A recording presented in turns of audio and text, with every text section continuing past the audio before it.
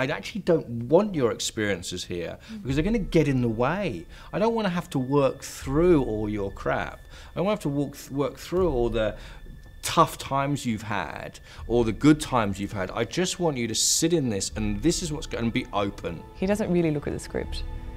He is informed by what the actors are saying. Generally, a director will come in and go, okay, so what's happening in this scene is, I've got a fair idea about it, la la la la la, let's see what you've got. But with Dalip, it's like, show me. Some people want to act, but they don't want to be vulnerable. And the problem with that is that they might technically know what or understand something, but if you're properly working with it, you have to make yourself vulnerable. Dalip is very provocative, so he will just push you inside and outside the scene, and like as an actor and as the character, to question what you're doing. You're trying to do stuff that's not here. Be present. What's your action, Anna? Reflecting. Well, you're not doing that either, because reflecting has a stillness to it, and it doesn't have a tension out of your eyes. It's internal. The actor's ego is often a problem because it will impose. What does he want? Exactly. You're just swimming out here without objectives, and you're swimming out here without knowing exactly what you're doing. You're just improvising it, you're playing it, you're demonstrating. I mean, the problem is when the actor thinks they're really in it and they're having a great time out there, it's just their big ego indulging itself in themselves. Stanislavski began by the idea that the emotion makes you respond. Then he changed his mind and thought, well, what if it's the other way around? What if it's the action that causes the emotion? What's the action when you start this? It's a speech. Yeah, so as soon as you before he's even finished, just start. Yeah. But really make it big.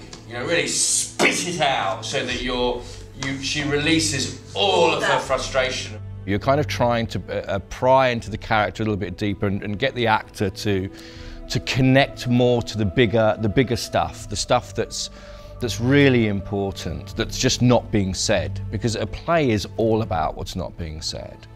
It's all about the subtext. It's all about the atmosphere. It's all about tensions that, everything seems okay, but something's really wrong. It's those juxtapositions that are exciting. And you only get that if the actor knows that and then kind of plays the mask or plays the stuff that's covering it. Yeah. But they've got to know what that is. You don't want the actor to start with emotion. You just don't want them to get emotional. You want them to really work with the want and the need and the drivers and the physical kind of manifestation of that want and the action and the objective, and then to see what comes up.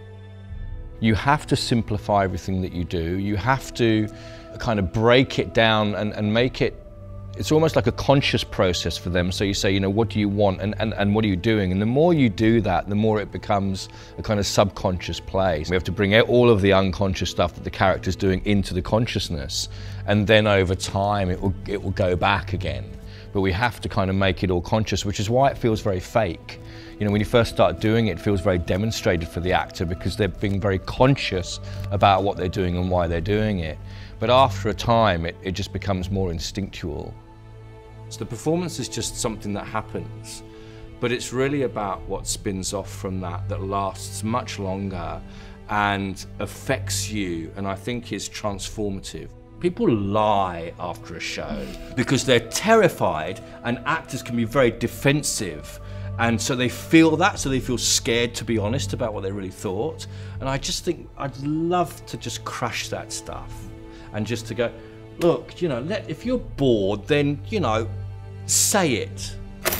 Boring. Without fear of being thrown out. And if actors know that's a possibility, perhaps they'll work a bit harder.